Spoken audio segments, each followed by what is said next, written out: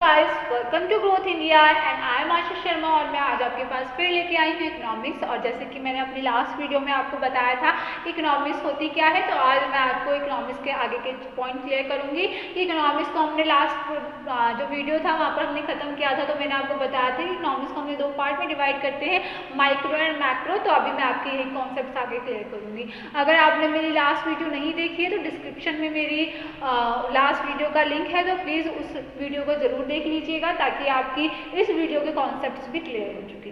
तो फिर एक बार मैं आपको लास्ट वीडियो का जो मैंने पढ़ा था उससे थोड़ा सा छोटा सा रिवीजन करवा देती हूँ कि माइक्रो इकोनॉमिक्स क्या होती है। तो इकोनॉमिक्स कुछ नहीं है, सिर्फ इकोनॉमिक्स स्टडी है जिसमें हम ये पढ़ते हैं कि किस तरीके से हम अपने रिसोर्सेज को मैक्सिमम यूटिलाइज कर सके, लिमिटेड रिसोर्सेज को मैक्सिमम यूटिलाइज कर सके अपने अनलिमिटेड वांट्स को कंप्लीट करने के लिए। और वहाँ पर हमने ये भी पढ़ा था कि जो इकोनॉमिक्स है वो दो पार्ट में डिवाइड हो जाती है, micro economics and macro economics. Micro economics मतलब कि माइक्रो मतलब होता है स्मॉल, ठीक है। माइक्रो इकोनॉमिक्स का मतलब होता है, माइक्रो मतलब होता है स्मॉल, तो माइक्रो इकोनॉमिक्स का मतलब हम यहाँ पर स्मॉल यूनिट्स के बारे में बात करते हैं। अब आप कहेंगे स्मॉल यूनिट्स क्या है, तो स्मॉल का मतलब यहाँ पर हम लेते हैं इंडिविजुअल का। इंडिविजुअल जो है वो लोग आते हैं स्मॉल यूनिट्स में। अब इंडिविजुअल कौन है, तो इंडिविजुअल में हम लोग आते हैं, इंडिविजुअल में आते हैं कंज्यूमर और प्रोड्यूसर आते हैं। तो यहाँ पर हम बात करते हैं थ्योरी ऑफ कंज्यूमर बिहेवियर की, थ्योरी ऑफ प्रोड्यूसर बिहेवियर की।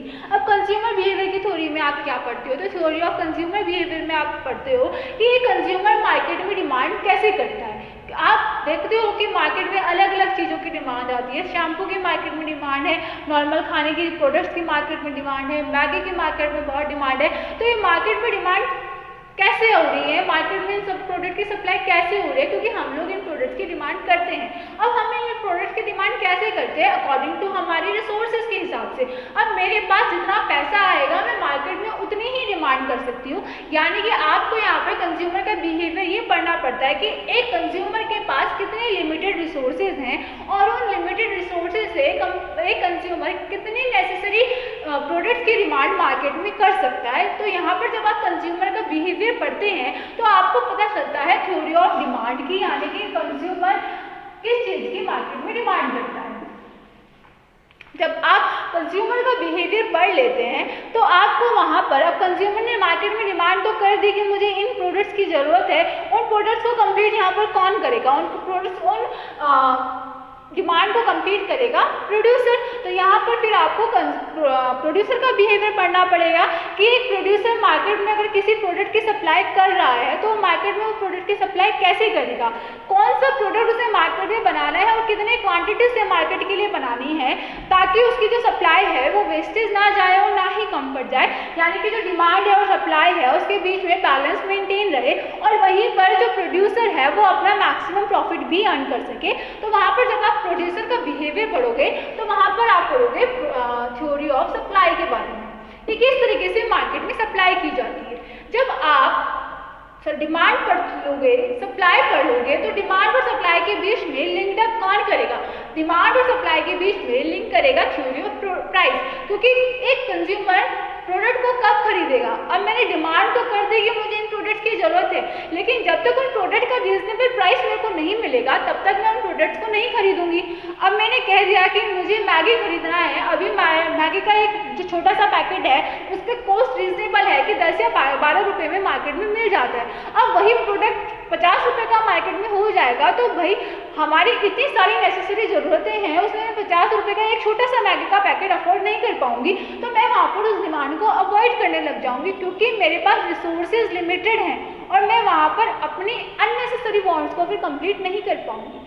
मैं उन्हीं चीज़ों को कंप्लीट कर पाऊंगी, उन्हीं डिमांड्स को कंप्लीट कर पाऊंगी जो मेरे उस लिमिटेड रिसोर्सेज से कंप्लीट हो सकती है। तो प्राइस वहाँ पर एक बहुत इंपॉर्टेंट रोल आपका प्ले करता है कि किस तरीके से आप डिमांड और सप्लाई के बीच में लिंक अप कर सके एक रीजनेबल प्राइस के साथ। तो यहाँ पर ये था हमारा माइक्रो इकोनॉमिक्स जिसमें हम सिर्फ एक इंडिविजुअल के बारे में सोचते हैं, एक इंडिविजुअल का एक का इंडिविजुअल का बिहेवियर पढ़ते हैं, एक कंज्यूमर का बिहेवियर पढ़ते हैं कि एक कंज्यूमर मार्केट में डिमांड कैसे कर रहा है और उसकी कितनी डिमांड मार्केट में आ रही है, और फिर एक प्रोड्यूसर का बिहेवियर पढ़ते हैं कि एक प्रोड्यूसर मार्केट में सामान कैसे बना रहा है, कितना बना रहा है, तो प्रोड्यूसर कौन कौन सी चीज़ों को वहाँ पर देखता है। फिर इन दोनों के बीच में लिंक अप बनाने दिखाने के लिए हम प्राइस के बारे में पढ़ते हैं कि एक प्रोडक्ट में मार्केट में प्राइस, एक प्रोडक्ट का मार्केट का प्राइस कैसे डिफाइन किया जाता है, इन दोनों के बिहेवियर को पढ़ते हैं। आई होप सो आपको ये समझ में आया होगा। फिर हम बात करते हैं मैक्रो इकोनॉमिक्स की। तो मैक्रो मतलब होता है लार्ज, मैक्रो का मतलब होता है लार्ज। तो लार्ज का मतलब यहाँ पर क्या है, लार्ज का मतलब यहाँ पर है नेशन एज अ होल, यानी कि हम पूरे नेशन के बारे में बात करते हैं।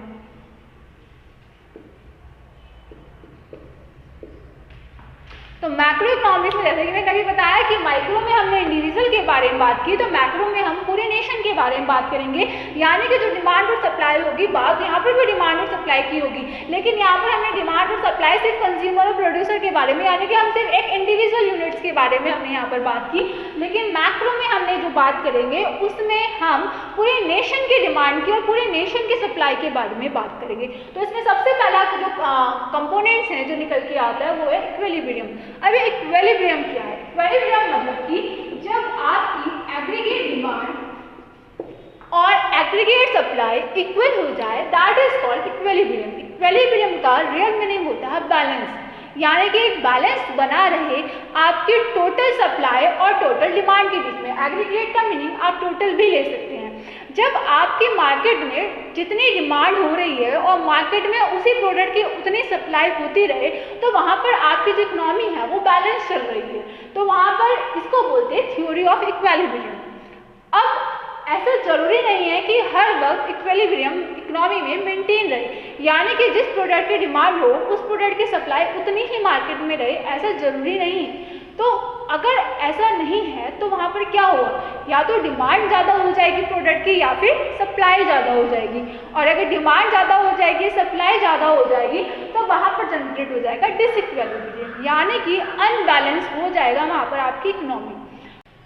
तो सेकंड पॉइंट के बारे में बात करते हैं कि जब अगर आपकी एग्रीगेट डिमांड जो है वो एग्रीगेट सप्लाई के इक्वल ना हो तो क्या होगा। अगर एग्रीगेट डिमांड एग्रीगेट सप्लाई के इक्वल नहीं होगी तो दो केसेस होंगे, या तो डिमांड ज़्यादा हो जाएगी मार्केट में या फिर सप्लाई ज़्यादा हो जाएगी।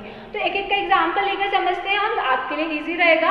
अगर डिमांड ज़्यादा हो जाए मार्केट में और सप्लाई उसके हिसाब से ना हो रही हो प्रोडक्ट में, तो क्या होगा। अब इसके लिए एक एग्जाम्पल लेते हैं छोटा सा, जैसे कि प्याज। ठीक है, प्याज एक बहुत अच्छा एग्जाम्पल है इसके लिए। ऑनियन जिसे आप बोलते हैं, आपने देखा होगा ऑनियन के रेट मार्केट में बहुत जल्दी अप एंड डाउन जाते हैं। कई बार इतने ज़्यादा आप चले जाते हैं कि सेब से भी महंगी हो जाती है प्याज, और कई बार मार्केट में ऑनियन के प्राइस बहुत गिर जाते हैं। तो ऐसा क्यों होता है?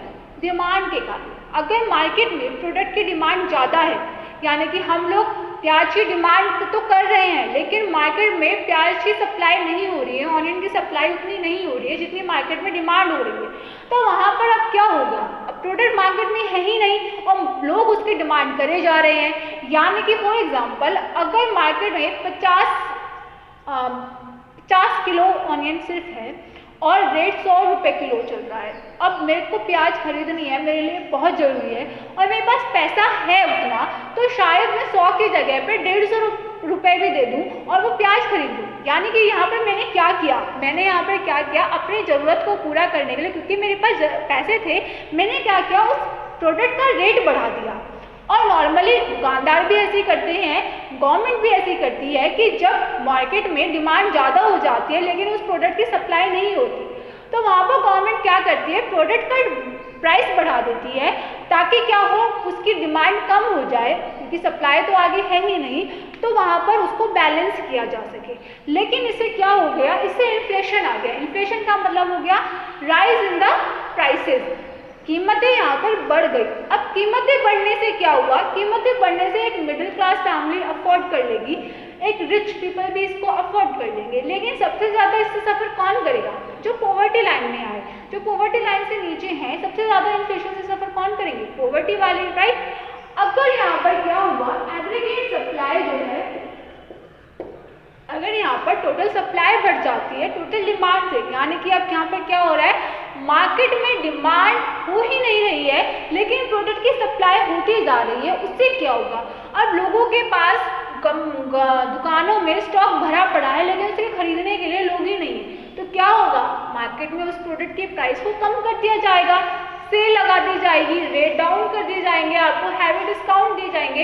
यानी कि क्या हो रहा है, यहाँ पर प्रोडक्ट का प्राइस प्राइस गिराया जा रहा है, यानी कि डिफ्लेशन हो रहा है, डिक्रीज इन द प्राइसेस, ठीक है। और यहाँ पर जैसे ही सामान की कीमतें कम होंगी तो लोगों के पास स्टॉक भरा पड़ा होगा। अब फॉर एग्जांपल मेरी शूज़ की शॉप है, मेरी जूतों की दुकान, मैं जूतों का प्रोडक्शन करती हूँ। अब क्या हो रहा है, आगे से मेरे पास जिन शॉप्स में मैं जूते बेचती हूँ, शूज़ बेचती हूँ, वहाँ से मेरे को सुनने में आ रहा है कि भाई मेरे शूज़ आगे बिक ही नहीं रहे हैं, आगे शूज़ की सेल हो ही नहीं रही है। तो वहाँ पे वो लोग क्या करेंगे, मेरी शूज़ की सप्लाई को रोक देंगे, आगे मेरे को ऑर्डर नहीं देंगे शूज़ बनाने का। और वहाँ पर जब मुझे आगे शूज़ बनाने का ऑर्डर नहीं मिलेगा तो मेरा प्रोडक्शन रुक जाएगा। अब जब मेरा प्रोडक्शन ही नहीं हो रहा है तो मैं लेबर को अपनी सैलरी कहाँ से दूंगी, और जब मैं अपने लेबर को सैलरी नहीं दूंगी तो वहाँ पर मैं क्या करूँगी, उन लोगों को मुझे जॉब से निकालना पड़ेगा, और वहाँ पर क्या होगा, अनएम्प्लॉयमेंट इंक्रीज हो जाएगा, लोग वहाँ पर जॉब से निकाले जाएंगे लोग। तो यानी कि यहाँ पर क्या हो रहा है, अगर डिमांड ज़्यादा हो रही है तो इन्फ्लेशन आ रहा है, इन्फ्लेशन की वजह से महंगाई बढ़ रही है, और महंगाई बढ़ने से भी कौन सफ़र कर रहा है, पॉवर्टी लाइन वाले। और ऐसे ही अगर मार्केट में सप्लाई ज़्यादा हो जाती है, सप्लाई ज़्यादा होने से क्या होगा, अनएम्प्लॉयमेंट इंक्रीज होगा, और अनएम्प्लॉयमेंट इंक्रीज होने से भी पॉवर्टी लाइन वाले ही सफ़र करेंगे।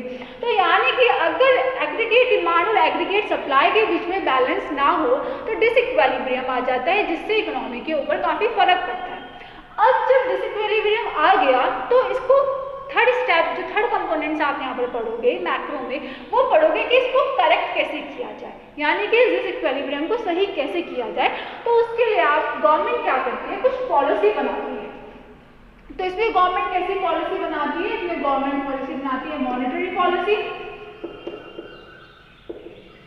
जिसमें गवर्नमेंट ये देखती है कि अगर फॉर एग्जांपल प्रोडक्ट की डिमांड ज़्यादा है, ठीक है, और तो प्रोडक्ट की डिमांड ज़्यादा है और सप्लाई नहीं हो रही है, तो यानी कि लोगों के पास पैसा ज़्यादा हो गया, क्योंकि लोग ज़्यादा पैसे पे कर रहे हैं उस सामान के लिए, तो गवर्नमेंट वहाँ पर क्या करेगी, मार्केट से पैसे को कम करेगी, टैक्सेस बढ़ा देगी, और अपने जो गवर्नमेंट मार्केट में पैसा इन्वेस्ट करती है, कुछ पॉलिसीज से पेंशन स्कीम देती है, पब्लिक स्कूल्स बना रही है या पार्क्स बना रही है, तो वहाँ पर गवर्नमेंट उनको सब चीज़ों को रोक देगी ताकि पैसा कम हो जाए। जब मार्केट में पैसा कम होगा तो लोग उन प्रोडक्ट्स के ऊपर इन्वेस्टमेंट नहीं करेंगे, लोगों ज़्यादा पैसे मार्केट में पे नहीं करेंगे, वहाँ पर डिमांड कम हो जाएगी ताकि इन्फ्लेशन को कंट्रोल किया जा सके। अगर प्रोडक्ट की सप्लाई ज़्यादा हो रही है लेकिन डिमांड नहीं हो रही है, इसका मतलब क्या है कि मार्केट में पैसा नहीं है। अब मेरे पास अगर पैसा होगा तो मैं तो चीज़ों की डिमांड करूंगी और मार्केट में जाकर सामान खरीदूंगी, लेकिन जब मेरे पास पैसा ही नहीं है तो वहाँ पर मैं क्या करूंगी, अपने नीड्स को कंट्रोल करूंगी, अपनी ज़रूरतों को कंट्रोल करूंगी, और अपनी डिमांड को अपनी जो मेरी नेसेसरी डिमांड है सिर्फ उन्हीं को कंप्लीट करूंगी, बाकी की जो डिमांड है उनको इग्नोर कर दूंगी फिलहाल कुछ समय के लिए, राइट। तो यहाँ पर आपकी डिमांड्स बढ़ती और कम होती सिर्फ किसकी वजह से है, पैसों की वजह से। तो जैसे कि मैंने अगर आपको बताया कि अगर मार्केट में पैसा जाता है तो गवर्नमेंट क्या करेगी, टैक्सेस बढ़ा देगी, आपकी सेविंग्स कम हो जाएगी, सेविंग्स कम होंगी तो आप डिमांड कम करोगे और वहाँ पर इन्फ्लेशन कंट्रोल हो जाएगा।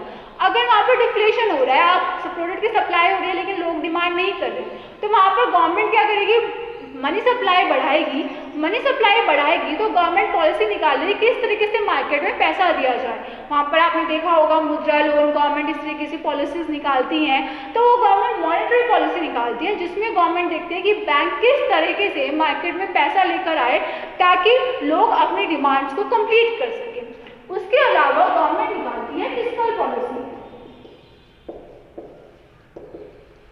फिस्कल पॉलिसी में गवर्नमेंट ये देखती है कि गवर्नमेंट किस तरह, यहाँ पर fiscal policy government direct interfere करती है पब्लिक की डिमांड और सप्लाई में, जिसमें गवर्नमेंट डायरेक्ट एक्शन लेती है इन्फ्लेशन और डिफ्लेशन को कंट्रोल करने के लिए, जिसमें मैंने अभी टैक्स का और एक्सपेंडिचर का एग्जांपल लिया कि अगर इन्फ्लेशन हो गया तो गवर्नमेंट क्या करेगी, टैक्स बढ़ा देगी और अपने जितने भी जो मार्केट में गवर्नमेंट प्रोजेक्ट चल रहे हैं उनको रोक देगी।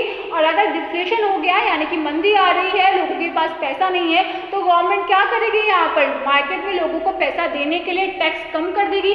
टैक्स कम होगा तो लोगों को गवर्नमेंट को टैक्स कम देना पड़ेगा, लोगों की सेविंग ज़्यादा होगी। अब मेरे को जहाँ अपनी 40,000 रुपये सैलरी में से 10,000 रुपये सिर्फ टैक्स के भरने पड़ रहे थे, वहाँ गवर्नमेंट ने मेरा टैक्स कम कर दिया, मैं 5-6 हज़ार रुपये ही अगर टैक्स के दे रही हूँ, तो वहाँ पर जहाँ मैं सिर्फ 40,000 रुपये खर्च करी थी, वहाँ 45,000 रुपीज़ अपनी सैलरी का खर्च करूँगी, जैसे मैंने एग्जाम्पल लिया, तो वहाँ पर मैं क्या करूँगी, अपनी डिमांड्स को बढ़ा दूँगी मार्केट में, ठीक है। अगर वहाँ पर और उसके अलावा गवर्नमेंट क्या करेगी, अपने जो पॉलिसीज़ हैं, जो प्रोजेक्ट्स हैं, उनको बढ़ा देगी। उनको बढ़ाने से क्या होगा, मार्केट में गवर्नमेंट की एम्प्लॉयमेंट जनरेट हो जाएगा, पैसे आएंगे मार्केट में तो डिमांड बढ़ जाएगी। तो इस तरीके से गवर्नमेंट क्या करती है यहाँ पर एक नेशन के तरीके से एज अ कंट्री के ऊपर पूरी एज अ होल इकोनॉमी को लेकर सोचती है कि किस तरीके से पूरी कंट्री में डिमांड और सप्लाई के बीच में बैलेंस मेंटेन रहे। तो ये इकोनॉमिक्स के मैंने आपको दो पार्ट समझाए, माइक्रो एंड मैक्रो, जिसमें मैंने आपको बताया कि माइक्रो में हम इंडिविजुअल लेवल पे सोचते हैं, कंज्यूमर का बिहेवियर, प्रोड्यूसर का बिहेवियर पढ़ते हैं और प्राइस कैसे डिटरमाइन किया जाता है प्रोडक्ट का, ये सोचते हैं। और मैक्रो इकोनॉमिक्स में हम सोचते हैं कि इक्विलिब्रियम कैसे मेंटेन किया जाता है और अगर डिसइक्विलिब्रियम हो गया तो उसको मेंटेन करने के लिए गवर्नमेंट कौन से मैथड का यूज़ करती है। आई होप सो आपको मेरी ये वीडियो समझ में आई होगी, आपको मेरा मैथड अच्छा लगा होगा। अगर आपको मेरी वीडियो पसंद आई तो प्लीज़ मेरे इस चैनल को लाइक कीजिए, सब्सक्राइब कीजिए और इस वीडियो को अपने फ्रेंड्स के साथ शेयर भी कीजिएगा ताकि वो भी थोड़ी सी हेल्प ले सके अपनी स्टडी में। और डिस्क्रिप्शन पर मेरे FB पेज का लिंक है, प्लीज़ उसको भी लाइक कर दीजिएगा मेरे से सोशल मीडिया पे जुड़ने के लिए। Thank you so much.